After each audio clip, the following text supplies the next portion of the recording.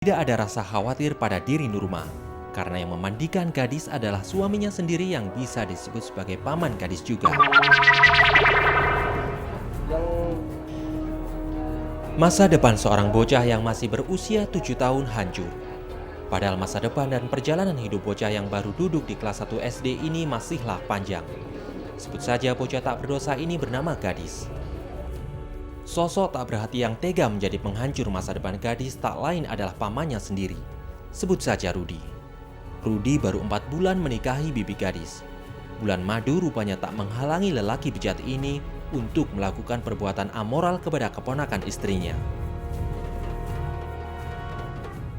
Sejak usia 8 bulan, Gadis sudah ditinggalkan oleh kedua orang tuanya. Setelah ibunya meninggal, ayahnya tidak lagi memenuhi kebutuhan hidupnya. Ayah tak bertanggung jawab ini bahkan menghilang begitu saja. Untunglah masih ada saudara ibunya yang peduli kepada Gadis. Oleh Gadis, sang bibi biasa dipanggil Mak Tuo. Walaupun bukan anak kandung, Mak Tuo merawat Gadis dengan penuh kasih sayang layaknya anaknya sendiri. Kebutuhan sehari-hari hingga kebutuhan sekolah Gadis selalu dipenuhi oleh Mak Tuo. Di Kota Padang, Mak Tuo memiliki pekerjaan sebagai bidan. Waktu bekerja Mak Tuo yang tidak pasti membuat Mak Tuo tidak bisa selalu mengawasi Gadis.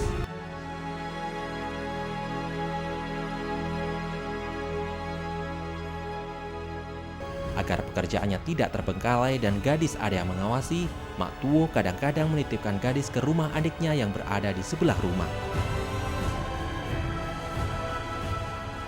Kebiasaan Mak Tuo dengan adiknya, sebut saja Nurma, untuk berbagi tugas merawat Gadis telah berlangsung selama bertahun-tahun. Nurma pun menyayangi Gadis seperti Mak Tuo.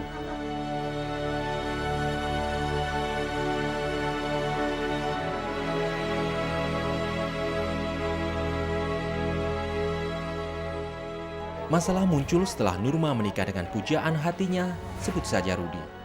Setelah menikah dengan Nurma, 8 bulan yang lalu Rudi tinggal di rumah Nurma.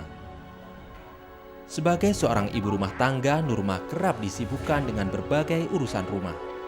Namun demikian, Nurma tak ingin mengabaikan Gadis. Beberapa kali Nurma mencoba berbagi tanggung jawab dengan Rudi. Ia kerap meminta Rudi untuk menjaga dan mengurus Gadis, termasuk memandikannya. Tapi rupanya disinilah bencana berawal.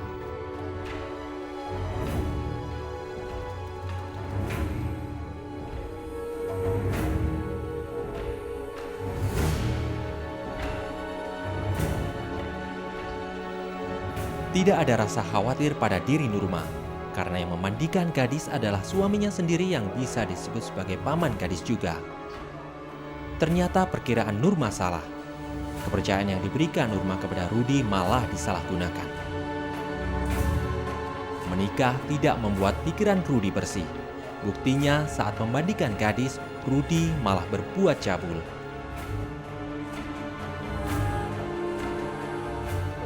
Disuruh di sini misalnya saya kehilangan kontrol atau nafsu atau apa hilaf, lalu saya memandikan membasuhkan kemaluan adik tadi, memastikan dengan tangan saya memasuk 1 senti. Merasa tidak ada yang mengetahui perbuatan cabulnya, Rudi merasa ketagihan. Perbuatan bejatnya ia ulangi hingga 5 kali. Tak hanya itu, beberapa kali Gadis juga diperkosa oleh Rudi. Perbuatan bejat Rudi bisa berlangsung berkali-kali karena saat memandikan Gadis, Rudi selalu menutup pintu kamar mandi. Sakit dia bilang, ya itu ya sakit. Nah, istri saya marah, kenapa itu dalam WC lama-lama ya? Itu dia 5 hari di luar. Mak Tuo bukannya tidak mengetahui apa yang sebenarnya terjadi terhadap diri Gadis.